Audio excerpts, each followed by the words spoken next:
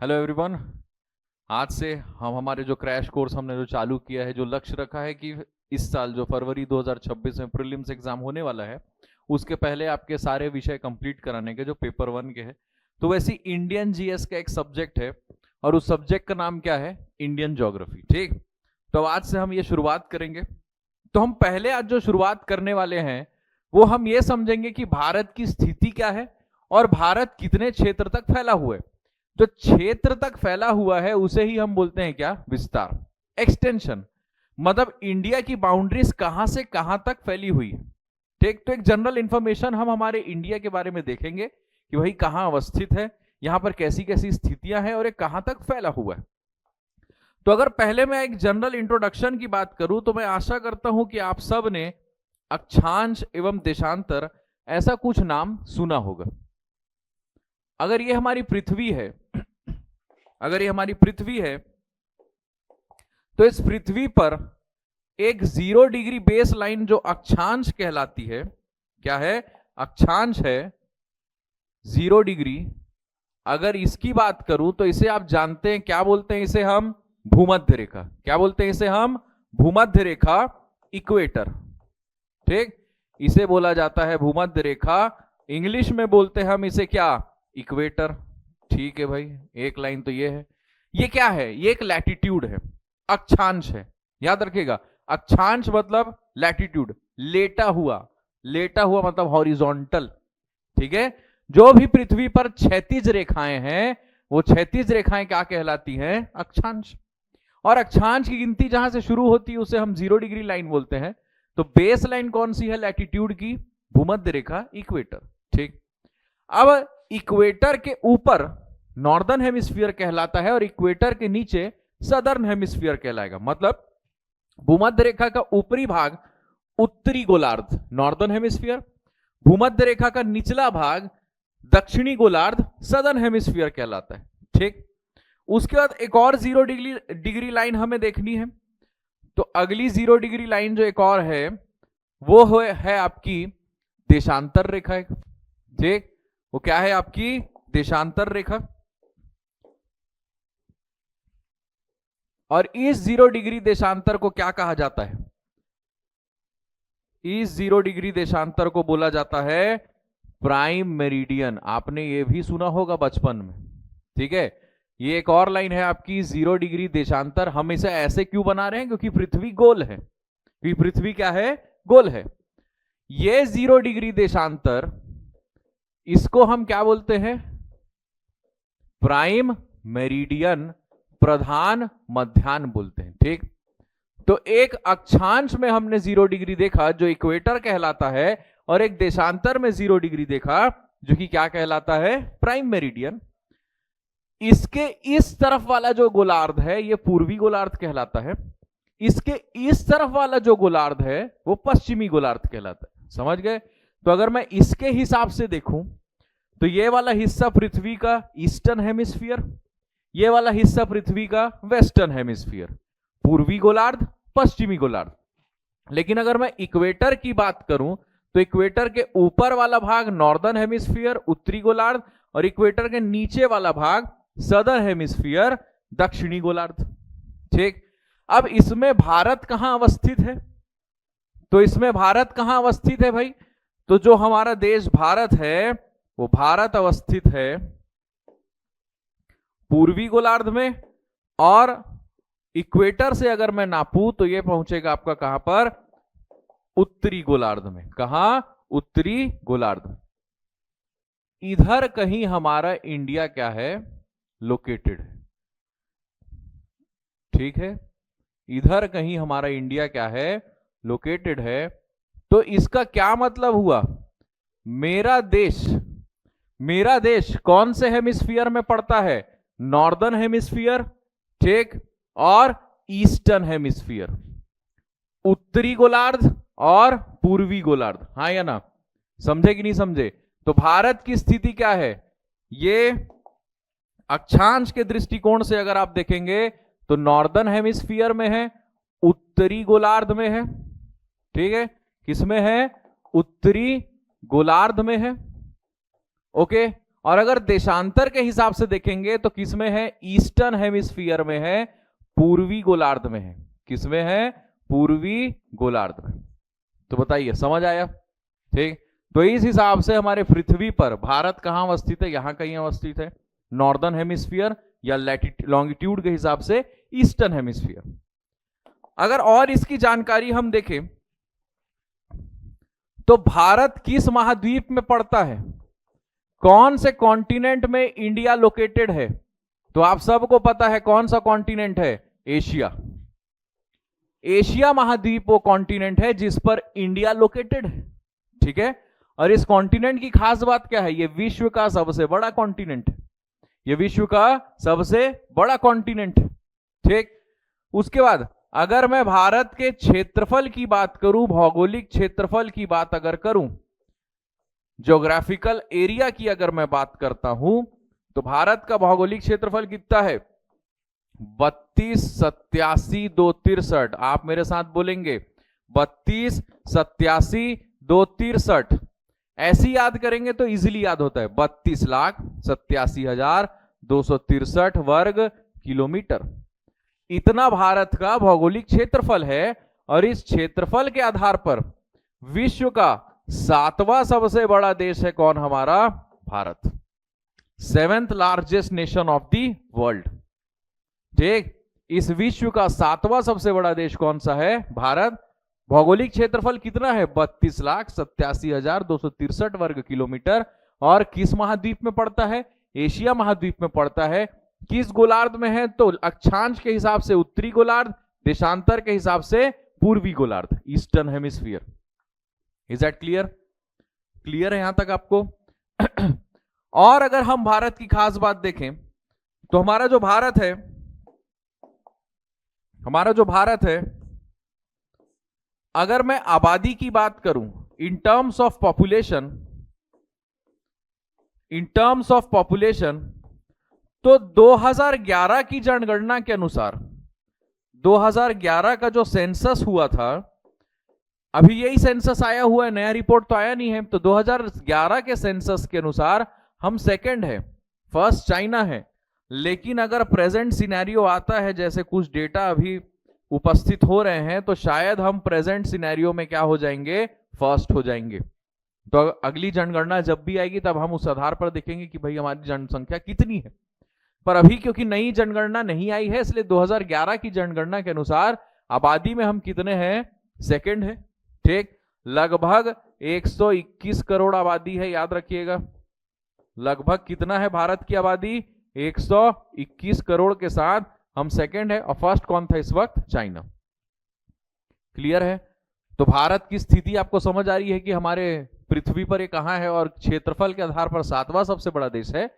जैसे सबसे बड़ा देश कौन सा है, रशिया। इस पृथ्वी का सबसे बड़ा देश कौन सा है, रशिया। ठीक। रशिया बाद कनाडा है। ठीक। Russia, Canada, China, USA, Brazil, Australia, और उसके बाद आता है हमारा क्या, इंडिया। ठीक। तो और आबादी के हिसाब से सेकंड लार्जेस्ट। 11 की जनगणना ना, अभी शायद हम फर्स्ट हो चुके, नई जनगणना आएगी तब हम देखेंगे। तो यह है क्या, भारत की स्थिति। अब जब हम भारत की बात करते हैं, जब भी हम भारत की बात करते हैं, तो एक बात याद रखिएगा, अगर कहीं लिखा है आपको भारत, तो ये भारत की जो बात हो रही है, इसका मैप क्या होगा सर? तो आप जो मैप हमेशा देखते हैं, वो मैप बस यहां तक के दिखता है आपको हमेशा, इसमें कुछ हिस्सा आपको मिसिंग दिखता है।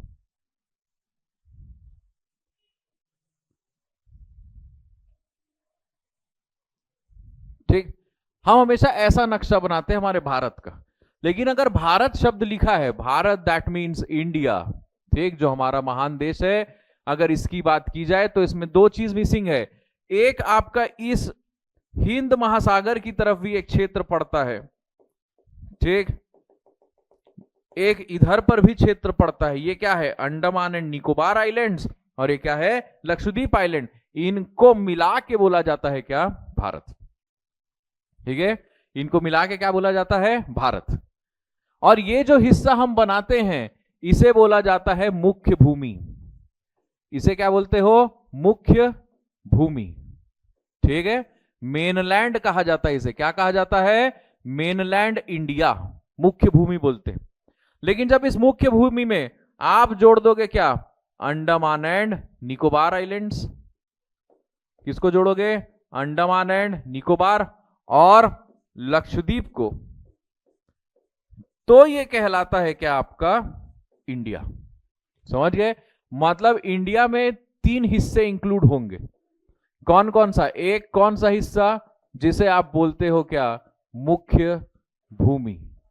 क्या बोलते हो? मुख्य भूमि। ठीक है, ओके। एक आपका क्या? अंडमान एंड निकोबार, और एक आपका क्या? लक्षद्वीप आइलैंड, और इन तीनों को मिला के बोला जाता है इंडिया। याद रखिएगा इस बात को, ठीक है? इन तीनों को मिला के क्या बोला जाता है? इंडिया। ये है हमारा इंडिया एक्चुअल में। हम हमेशा इतना ही मैप बनाते हैं, ये नहीं, ये सिर्फ मुख्य भूमि है।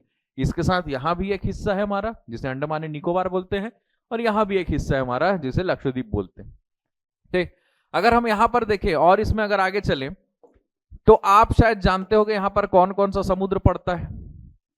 तो जैसे ये वाला जो हिस्सा है, ठीक, ये वाला हिस्सा कहलाता है कच्छ की खाड़ी। क्या बोलते हैं इसे?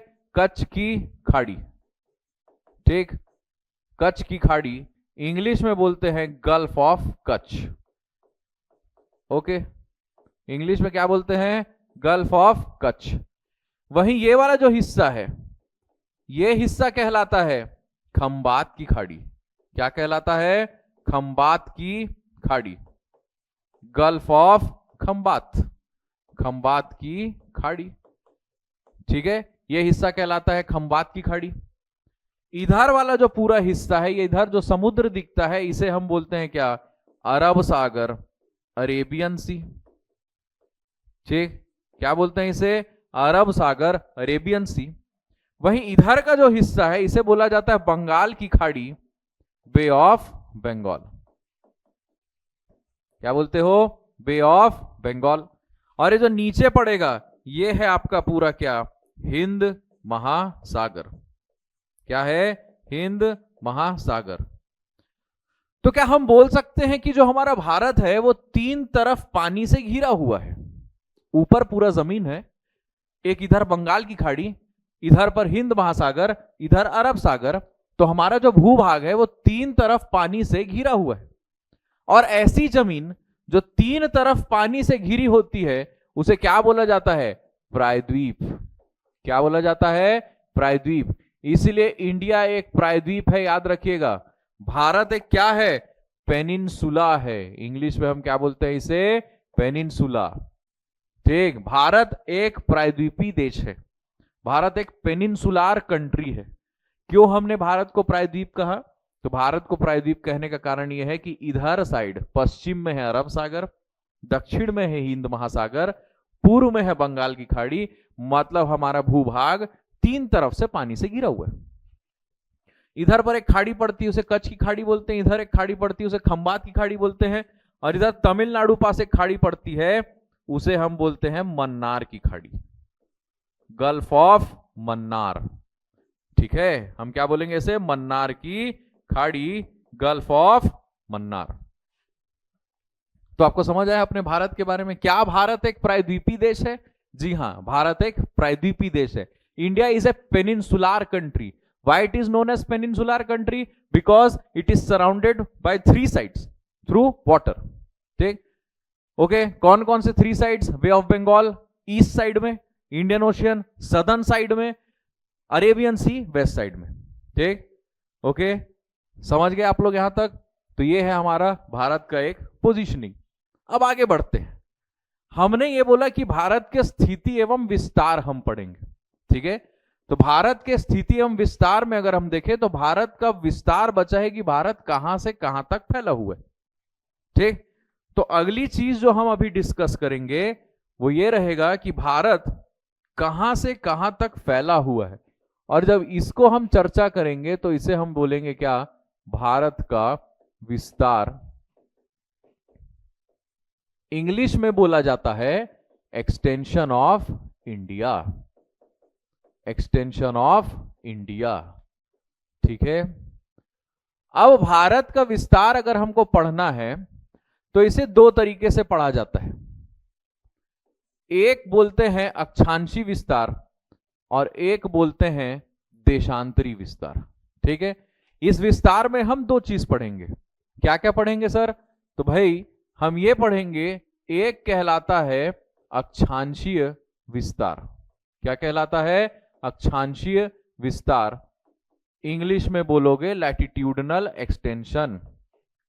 Latitudinal extension. ठीक है, और एक आपका कहलाता है देशांतरीय विस्तार, लॉन्गिट्यूडनल एक्सटेंशन। देशांतरीय विस्तार, लॉन्गिट्यूडनल एक्सटेंशन।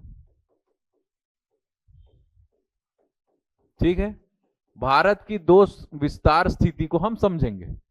ठीक, तो जब अक्षांशी विस्तार की बात आएगी, अगर आपको क्वेश्चन पूछता है कि भारत का अक्षांशी विस्तार बताइए, ठीक, tell us about the latitudinal extension of India, तो लैटिट्यूडनल एक्सटेंशन में दो चीजें याद रखिएगा, इसको हमें दो तरीके से डिवाइड करना पड़ेगा। ठीक, एक डिवीजन होता है मुख्य भूमि का विस्तार।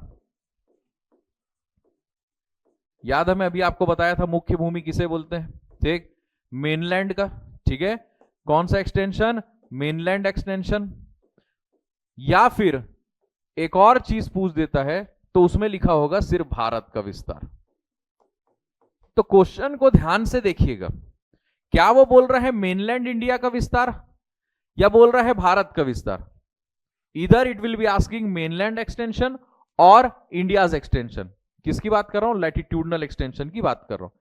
तो अगर मुख्य भूमि का अक्षांशी विस्तार बोलता है तो याद रखिएगा ये होता है कहां से? मुख्य भूमि का 8 डिग्री 4 मिनट उत्तर, क्योंकि हम उत्तरी गोलार्ध में है इसलिए हमारे यहां सरनेम क्या लिखा होता है? उत्तर। ये एक लैटिट्यूड है 8 डिग्री। ठीक है, 8 डिग्री 4 मिनट उत्तर से 37 डिग्री 6 मिनट उत्तर तक के हमारा विस्तार है मुख्य भूमि का।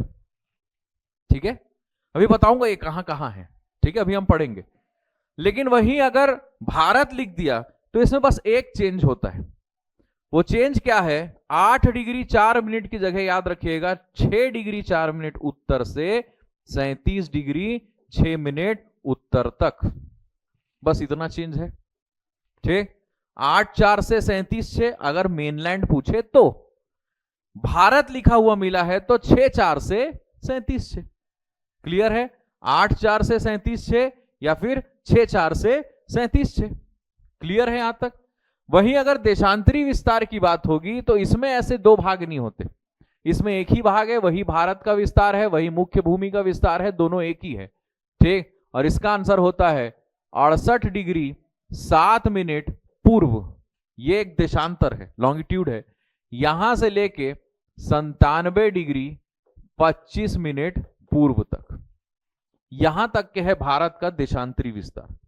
तो क्या क्या याद रखना है? 8 4 से 37 6, 6 4 से 37 6, 68 7 से 97 25। इसमें ईस्ट ईस्ट क्यों आया? क्योंकि मैं आपको पहले ही बताया था कि हमारा भारत जो है, ठीक, वो किस गोलार्ध में आता है? पूर्वी गोलार्ध, इसलिए लॉन्गिट्यूड में क्या है? ईस्ट। हमारा भारत किस में आता है? उत्तरी गोलार्ध, इसलिए इसमें क्या है? नॉर्दर्न हेमिस्फीयर के कारण नॉर्थ। ठीक, अब थोड़ा इसे समझते हैं भाई क्या है सर। तो देखो, जब मेनलैंड इंडिया की बात आएगी ना, जब मेनलैंड इंडिया की बात आती है तब इसमें याद करो मैं आपको बोला था कि अंडमान निकोबार और लक्षद्वीप नहीं है ना? ठीक, वहीं जब इंडिया की बात आएगी तो इसमें हो जाएगा। क्लियर? तो जब इधर मैं अगर बनाता हूं, इसको इधर आपको समझाने के लिए बनाता हूं, देखिएगा, पहले हम देखते हैं मेनलैंड एक्सटेंशन। ठीक है, तो अभी जैसे मैं आपको बात कर रहा था कि भाई मेनलैंड की बात कर रहा हूं, ठीक, तो जब मेनलैंड की बात आएगी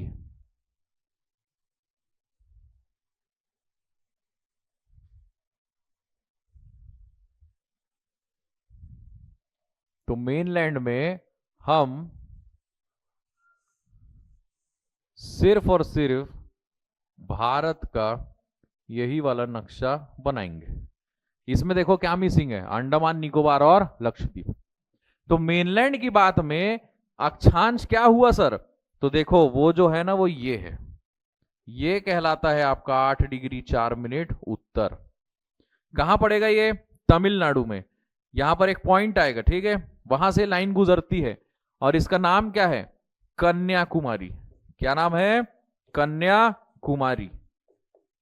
कन्याकुमारी से ये लाइन बना है, जिसे हम और एक और नाम क्या बोलते हैं, तो केप कोमोरिन। क्या बोला जाता है, केप कोमोरिन। और ये कहां पर है, तमिलनाडु में। ठीक, मतलब के मुख्य भूमि का दक्षिणतम बिंदु कौन सा हुआ, कन्याकुमारी। ठीक, भारत के मुख्य भूमि का दक्षिणतम बिंदु Kanyakumari. The southern point of mainland India is Kanyakumari. ये मेनलैंड की बात हो रही थी, उसमें अंडमान निकोबार और लक्षद्वीप नहीं है।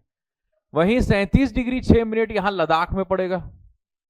ठीक, ये है आपका क्या, 37 डिग्री 6 मिनट उत्तर, ये एक लैटिट्यूड है।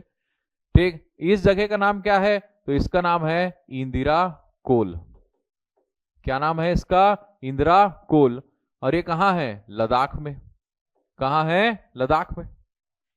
ठीक, तो भैया भारत के मुख्य भूमि का दक्षिणतम बिंदु कन्याकुमारी, भारत के मुख्य भूमि का दक्षिणतम बिंदु कन्याकुमारी, भारत के मुख्य भूमि का दक्षिणतम बिंदु, बार बार बोल रहा हूं कन्याकुमारी। अगर मुख्य भूमि लिखा है दैट मीन्स ये वाला डायग्राम बनेगा। लेकिन अगर सिर्फ भारत लिखा है सर, लेकिन अगर सिर्फ भारत लिखा है, जैसे मैंने आपको बताया था दो था, अगर सिर्फ भारत लिखा है, इंडिया लिखा है, तब क्या होगा सर, तो जब इंडिया लिखा हो तब हमारा डायग्राम क्या हो जाता है।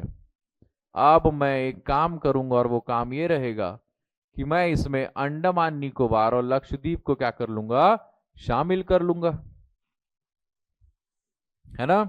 मैं इसमें क्या कर लूंगा, लक्षद्वीप और अंडमान निकोबार को शामिल कर लूंगा।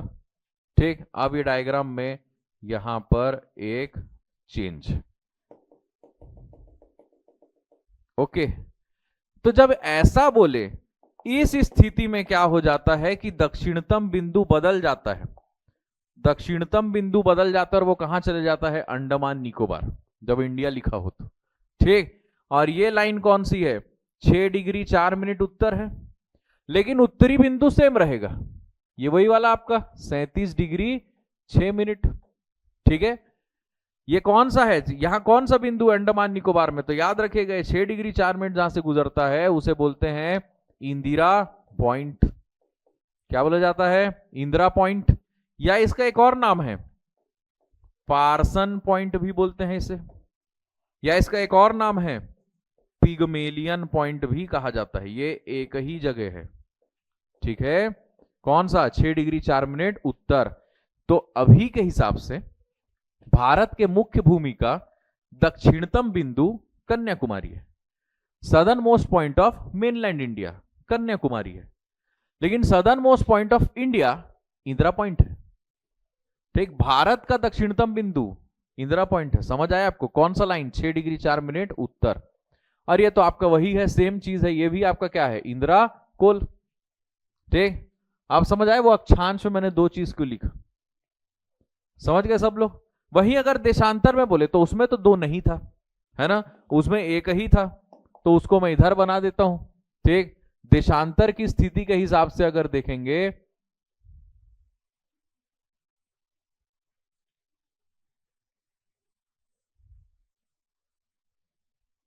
तो सेम चीज है, यही डायग्राम मैं वापिस बना रहा हूं, बस और कुछ नहीं है। ठीक है, यही डायग्राम वापिस बना रहा हूं।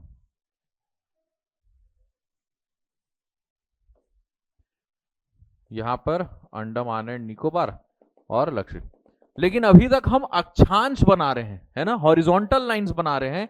इस बार मैं देशांतर बनाने वाला हूं, इसलिए वर्टिकल लाइंस होंगी। तो एक वर्टिकल लाइन यहां पड़ेगा, ठीक, और एक वर्टिकल लाइन यहां पड़ेगा, मतलब भारत इस लाइन से इस लाइन के बीच में है और भारत इस लाइन और इस लाइन के बीच में है। समझ आया, इसीलिए हम बोले विस्तार, एक्सटेंशन। ये कौन सा देशांतर होगा, तो ये होता है आपका 68 डिग्री 7 मिनट पूर्व, और ये आपका कहलाता है 97 डिग्री 25 मिनट पूर्व। ठीक है, ये कहां पड़ेगा? गुजरात में। ये कहां पड़ेगा? अरुणाचल प्रदेश में। कहां पड़ेगा? अरुणाचल प्रदेश। इस जगह का नाम है किबीथू। क्या नाम है? किबीथू। ठीक है, जो हमारे भारत का सबसे पूर्वी बिंदु है, क्या कहलाता है? किबीथू। क्या कहलाता है? किबीथू। कौन से राज्य में है? अरुणाचल प्रदेश में। ठीक, वहीं भारत का पश्चिमी बिंदु कहां है? गुजरात में। और इसका नाम क्या है? तो इसका नाम है, यहां लिख देता हूं मैं, गोहार मोती। क्या नाम है इसका? गोहार मोती। तो बताओ, याद हुआ? 8 डिग्री 4 मिनट क्या है? Kanyakumari, cape Comorin. 37 degree 6 minute उत्तर क्या है? इंदिरा कोल, लद्दाख में। इसमें बस एक चेंज, कहां चले जाओगे? अंडमान। 6 डिग्री 4 मिनट क्या है? इंदिरा पॉइंट। इधर चले जाओगे तो पूर्वी बिंदु अरुणाचल में किबीथू 97 डिग्री 25 मिनट पूर्व, और पश्चिमी बिंदु 68.7 गुजरात में क्या है? गोहार मोती। Is it clear? तो ये है क्या? भारत का विस्तार। ये क्या है? भारत का विस्तार। ठीक, ये सब जगह को याद रखिएगा। ये दक्षिणी बिंदु मुख्य भूमि का, ये दक्षिणी बिंदु भारत का, ये उत्तरी बिंदु दोनों का सेम है। ये पश्चिमी बिंदु भारत का, ये पूर्वी बिंदु भारत का। ठीक है, तो ये है आपका क्या? भारत का विस्तार। ठीक, तो हमने क्या क्या पढ़ा भाई? हमने क्या पढ़ा? पहले भारत के बारे में देखा। ठीक, तो भारत कहां अवस्थित है ये देखे, है ना? किस महाद्वीप में? एशिया में। क्षेत्रफल कितना? 3287,263 वर्ग किलोमीटर। विश्व का 7वां सबसे बड़ा देश। आबादी के हिसाब से 11 जनगणना में सेकंड है, लेकिन अभी क्या हो जाएगा? ये प्रेजेंट समय में फर्स्ट है, लेकिन अभी आधिकारिक घोषणा हुई नहीं है। ठीक, किस गोलार्ध में पड़ता है? तो इधर से उत्तरी गोलार्ध और इधर से पूर्वी गोलार्ध। ठीक, उसके बाद जब आगे देखे तो हमारे भारत के बारे में देखे तो ये कहलाता है मुख्य भूमि। इसमें ये और ये नहीं होता। तो भारत जब लिखाएगा तब क्या है? मुख्य भूमि plus Andaman Nicobar plus Lakshadweep.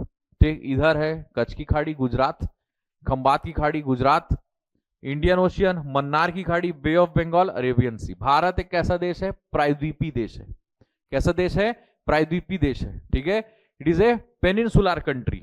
Okay, क्यों पेनिनसुलर कंट्री है? क्योंकि इसकी जमीन 3 तरफ पानी से घिरी हुई है, और ऐसी जमीन जो 3 तरफ पानी से घिरा होता है उसे हम क्या बोलते हैं?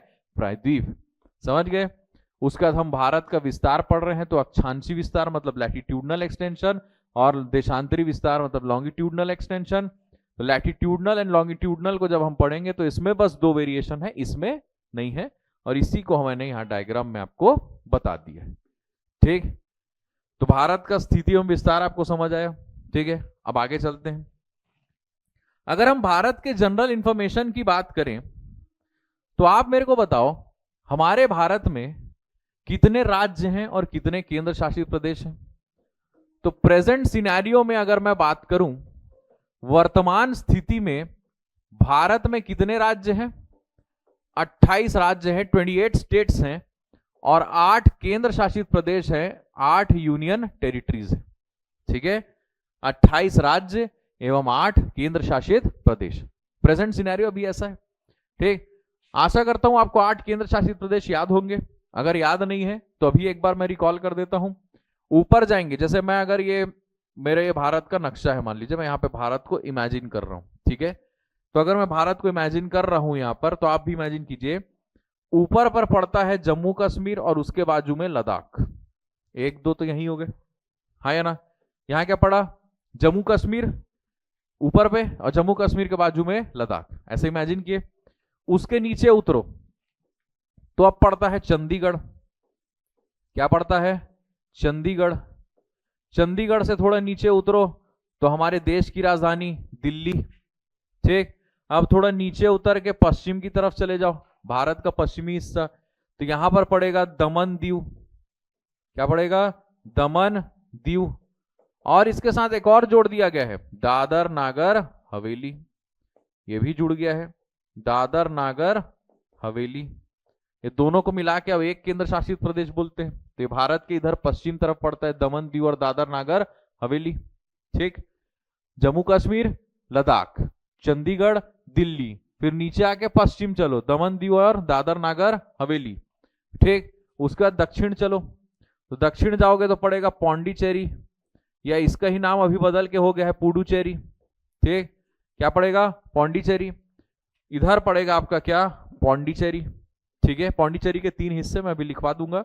इधर पड़ा पौंडीचेरी। अब नीचे जाओगे तो एक ये पड़ता है और एक ये पड़ता है, तो क्या हो गया? इधर गए तो अंडमान एंड निकोबार, और इधर गए तो लक्षद्वीप आइलैंड। और इस तरीके से भारत के कितने केंद्र शासित प्रदेश हो गए? 8। 1 2 3 4 5 6 7 8। यह है भारत के वर्तमान के 8 केंद्र शासित प्रदेश। कितने राज्य हैं? 28 राज्य हैं। नवनिर्मित राज्य कौन सा अगर पूछे तो नया नया राज्य बना है अभी फिलहाल में तो तेलंगाना है। कौन सा राज्य है? तेलंगाना। ठीक, 2014 में बना आंध्र प्रदेश से टूट करके। बाकी जम्मू कश्मीर एक राज्य था जो 2019 में, ठीक है, जब अनुच्छेद 370 हटाया गया तब इसको राज्य का दर्जा हटा के इसे 2 भाग में डिवाइड किया गया, एक जम्मू कश्मीर और एक लद्दाख। और यहां पर स्थिरता लाने के लिए, कंट्रोल या स्टेबिलिटी लाने के लिए इसे यूनियन टेरिटरी बना दिया गया। और अब ये 2 ठोक यूनियन टेरिटरी है, जम्मू कश्मीर और लद्दाख। ठीक है, तो वर्तमान स्थिति में कितने राज्य हैं? 28 राज्य एवं 8 केंद्र शासित प्रदेश। क्लियर है सबको? क्लियर है सबको यहां तक? एक बार इसे मैप को देखिए। ये मैप आपके दिमाग में बैठना चाहिए, भारत का नक्शा आपके दिमाग में बैठना चाहिए।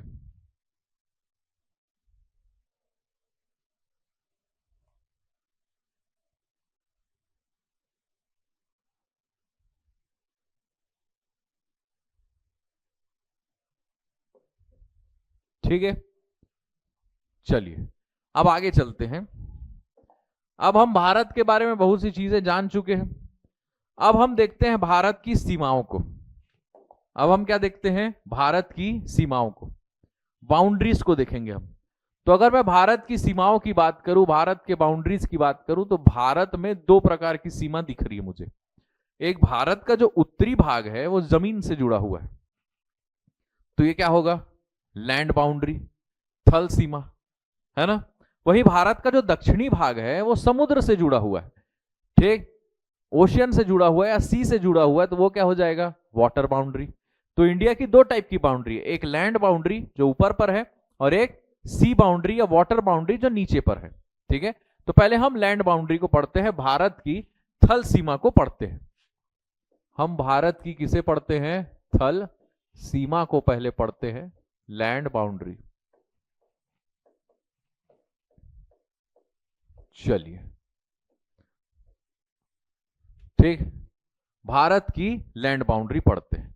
तो भारत की लैंड बाउंड्री के लिए अगर हम देखें तो मुझे जो मैप याद रहना चाहिए वो कुछ इस प्रकार का मैप रहेगा।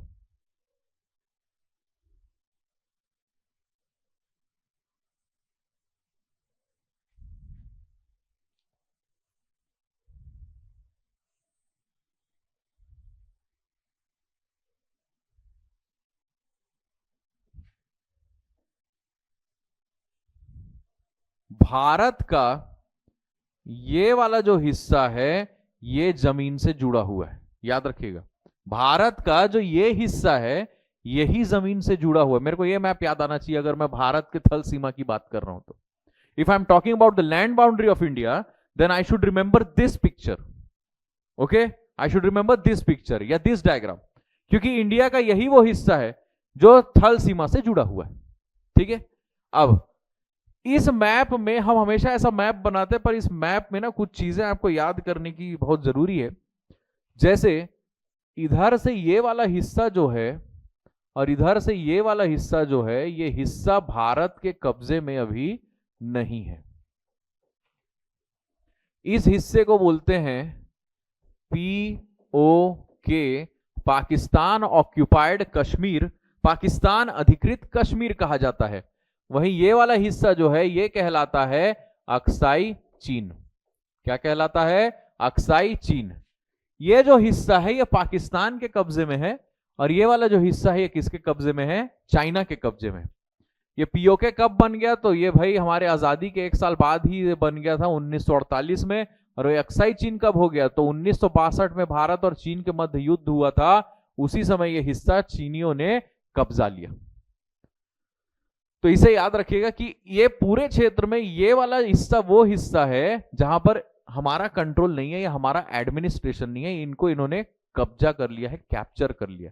अब हमें ये क्षेत्र अगर चाहिए तो हमें युद्ध करना पड़ेगा, उसके बाद इन्हें पीट पाट के यहां से जब भगाएंगे तब ये क्षेत्र हमारा हो जाएगा। ठीक है, ओके, क्लियर है यहां तक? अब देखते हैं कि भाई हमारे थल सीमा में हमारे पड़ोसी देश कौन कौन से। मोस्ट इंपॉर्टेंट भाई कि हमारे पड़ोसी कौन है। तो हमारे पड़ोसी बहुत एक से एक है, आप देखेंगे तो अभी समझ आएगा। जैसे अगर भारत के इस तरफ जाएंगे तो एक बहुत खतरनाक पड़ोसी जो भगवान किसी को ना दे, जैसे कि कौन सा देश? पाकिस्तान। ठीक है, कौन सा देश? पाकिस्तान।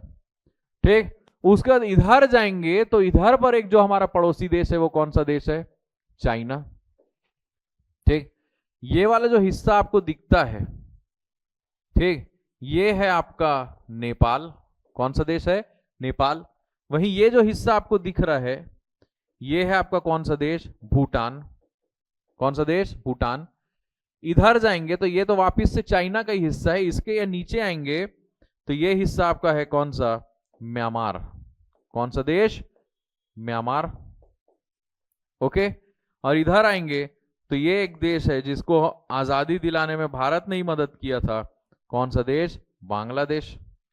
तो इस प्रकार से कौन से देश हैं जो डायरेक्टली जिनकी बाउंड्री इंडिया से लगी है? तो इधर पर पाकिस्तान पड़ता है, इधर पर चाइना पड़ता है, ये पूरा, इधर नेपाल, इधर भूटान, इधर म्यांमार और ये बांग्लादेश। एक देश और है अफगानिस्तान, लेकिन अफगानिस्तान की सीमा जहां टच होती है वो पीओके में पड़ता है।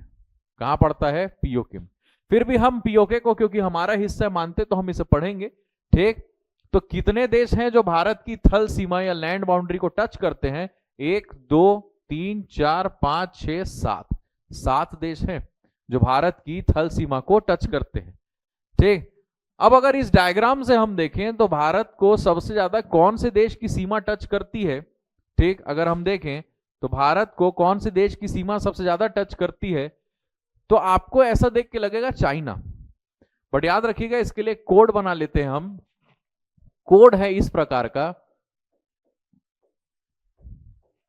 बचपन में भूत आया। क्या बोलोगे? बचपन में भूत आया।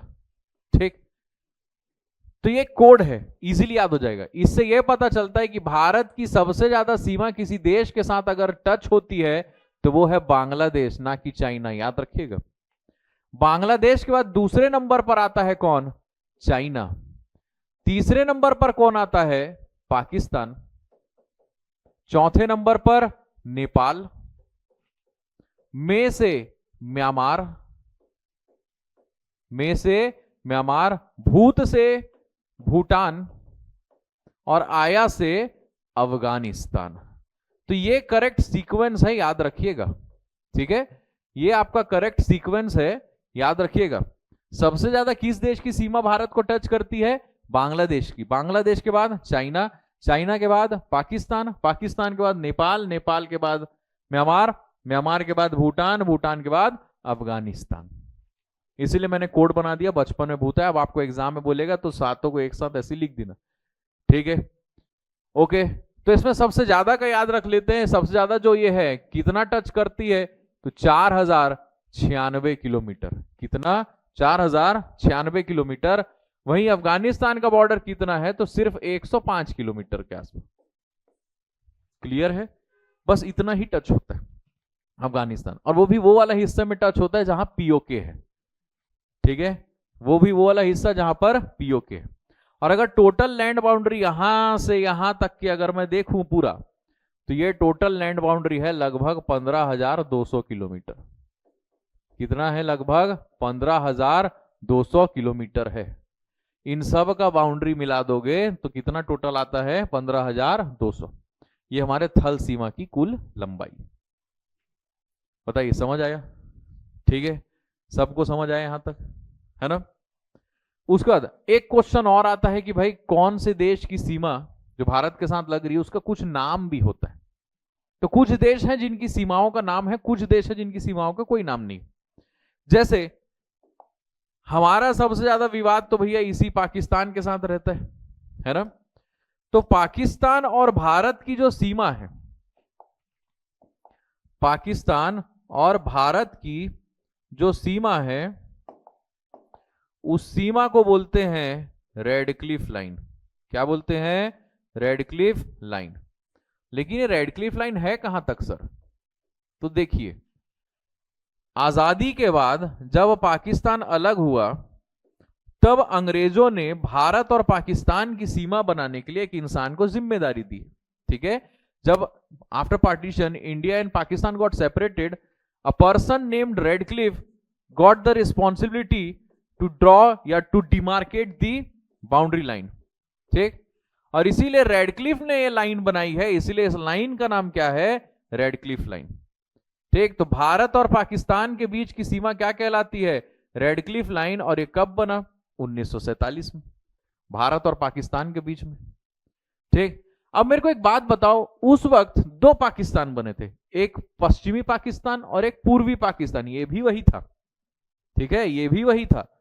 तो भारत पाकिस्तान की सीमा रेखा बनाना है, तो ये भी जो सीमा रेखा यहां पर बनी, ये सीमा रेखा भी क्या कहलाती है? Radcliffe line. याद रखिएगा, ये भी रेडक्लिफ है, मतलब रेडक्लिफ से भारत और पाकिस्तान का बॉर्डर है और भारत और बांग्लादेश का बॉर्डर है। और रेडक्लिफ लाइन कब बना है? 1947 में। सर, अगर भारत पाकिस्तान की सीमा रेडक्लिफ लाइन कहलाती है, तो फिर ये क्या है जो यहां पर है? तो जो ये वाला बॉर्डर है, इस बॉर्डर को बोलते हैं LOC, लाइन ऑफ कंट्रोल, नियंत्रण रेखा कहा जाता है। क्या बोलते हैं इसे?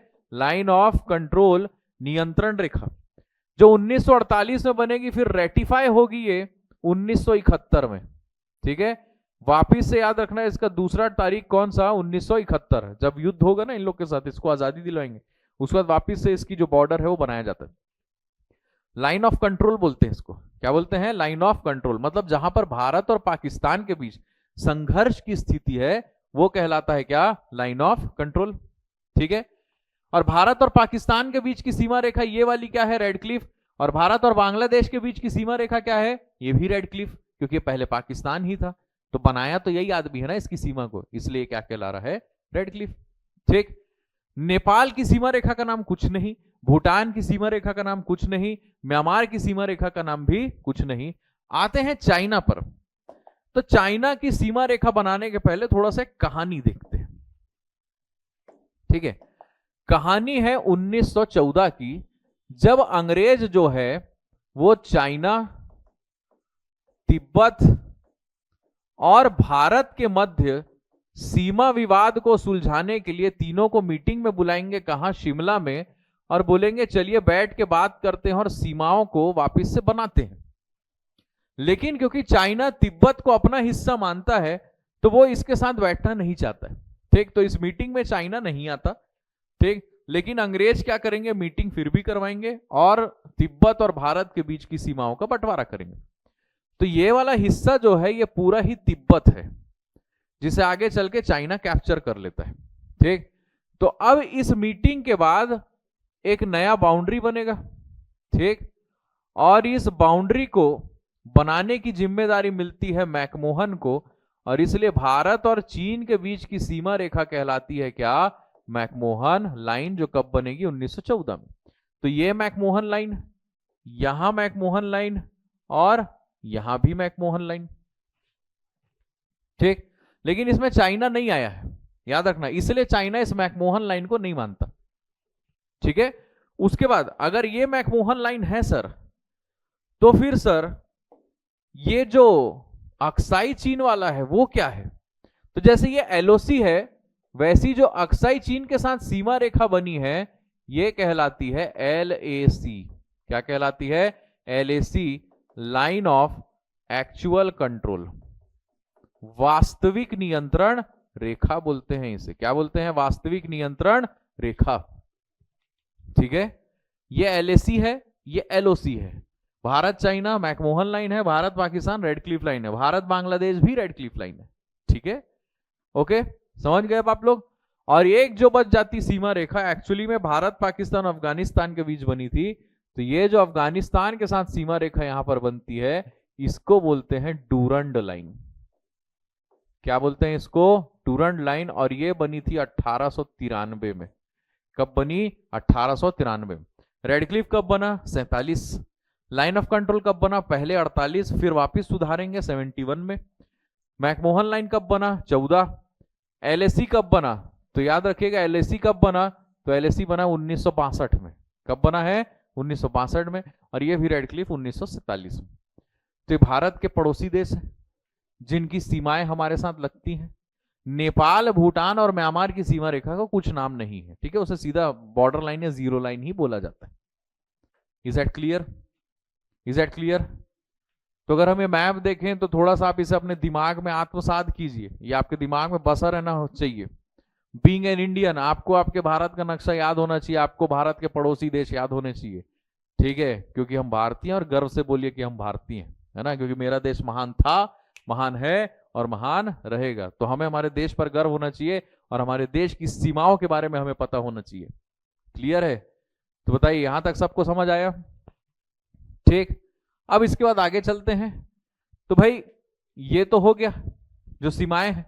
अब एक क्वेश्चन और आ जाता है कि ये लोग कौन कौन से भारत के क्षेत्रों को टच करते हैं। जैसे पाकिस्तान किसको किसको छू रहा है, चाइना किसको किसको छू रहा है, ठीक। तो मैं उसे आपको समझाने के लिए एक अलग से बनाता हूं एरो, ठीक है, आप उसे वैसे ही याद कीजिएगा, ठीक। तो अभी आप देख लो, इधर पाकिस्तान है, इधर चाइना है, इधर नेपाल है, इधर भूटान है, इधर म्यांमार है और इधर बांग्लादेश है। अब मैं मैप नहीं बनाऊंगा, अभी आपको इमेजिन करना होगा, ठीक है। जैसी नेपाल बोलूं आपको ये हाँ याद आना चाहिए, एक खांचा, गड्ढा। भूटान बोलूं तो एक गड्ढा, बांग्लादेश बोलूं तो ऐसे याद आना चाहिए, म्यांमार बोलूं तो वो किनारा, ठीक। तो आइए देखते हैं कौन कौन से राज्य इनको टच करते हैं, ठीक है। मैं एक माइंड मैप के थ्रू आपको इसे समझाने की कोशिश करूंगा।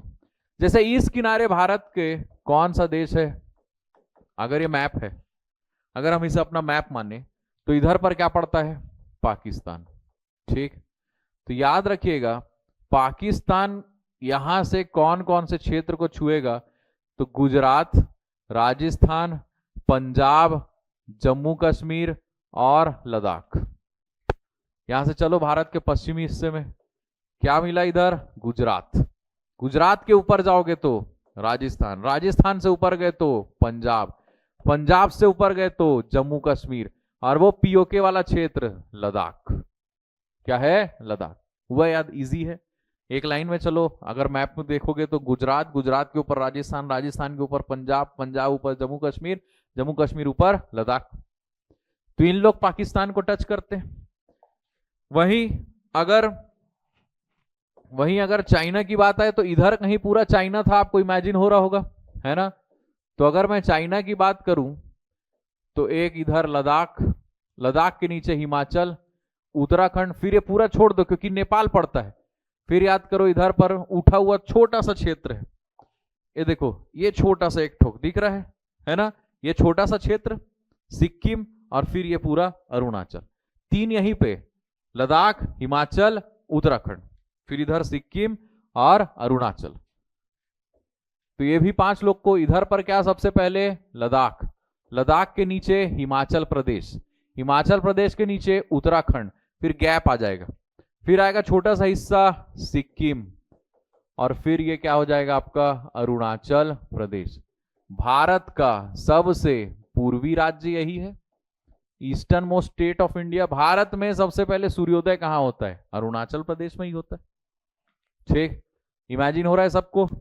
फिर आओ इधर पे एक कटोरा, मैं ऐसे बताया था ना, गड्ढा है, गड्ढे में क्या है? गड्ढे में है नेपाल। अरे मतलब गड्ढे में है मतलब ऐसा पोजीशन है उसका, ऐसा ना झुक, गड्ढे में नहीं है बेचारा। अब कौन सा देश? इधर नेपाल, ठीक। तो नेपाल के लिए उत्तराखंड, यूपी, बिहार, बंगाल और सिक्किम, 5 याद रखिएगा। कौन कौन सा? उत्तराखंड, उत्तराखंड से इधर जाओ, यूपी, यूपी से इधर जाओ, बिहार, बिहार से इधर जाओ, बिहार से इधर गए वेस्ट बंगाल, पश्चिम बंगाल, और इधर पे पड़ा आपका सिक्किम। तो सिक्किम का ऊपर वाला हिस्सा चाइना को छूता है, इधर वाला हिस्सा नेपाल को छूता है। ठीक, फिर एक और आता है इधर, छोटा सा गड्ढा था, याद करो, और वो छोटा सा गड्ढा क्या है? भूटान। तो भूटान किसको किसको छूता है? तो इसमें 4 लोग आएंगे। ठीक, इस गड्ढे में एक तरफ सिक्किम, मतलब सिक्किम के इस तरफ नेपाल, सिक्किम के ऊपर चाइना, सिक्किम के इस तरफ भूटान। क्लियर हो? मतलब 3 देश को छू रहे ये। ठीक, सिक्किम से इधर जाओ तो वेस्ट बंगाल का एक्सटेंशन चिकन नेक तरफ, और इधर पर जाओगे फिर पड़ता है असम, और फिर अरुणाचल प्रदेश। क्या पड़ेगा? अरुणाचल प्रदेश। ओके, वहीं अगर इधर चले हम तो इधर किनारे पर क्या पड़ता था? म्यांमार। क्या पड़ता है उस किनारे पर? म्यांमार। याद आ रहा है? ठीक, तो जैसे अगर हम इधर देखें तो भारत का ये किनारा में क्या था? म्यांमार। सर म्यांमार को कौन कौन टच कर रहे हैं? तो म्यांमार को टच करने के लिए ऐसे याद रखना, ना, मा, मी, और ये ऊपर वाला अरुणाचल प्रदेश। सबसे ऊपर क्या टच कर रहा है? अरुणाचल प्रदेश। फिर नमामि, नमामि का मतलब है नागालैंड, न से नागालैंड, मा से मणिपुर, मा से मणिपुर, और मी से क्या? मिजोरम। ठीक है, तो इधर अगर म्यांमार को देखेंगे तो अरुणाचल, नमामि, नागालैंड, मणिपुर एंड मिजोरम, 4 लोग इसको टच कर रहे हैं। मतलब अरुणाचल भी 3 देश को टच कर रहा है, म्यांमार, भूटान, चाइना। सिक्किम भी भूटान, चाइना, नेपाल, 3 देशों को टच किया, है ना।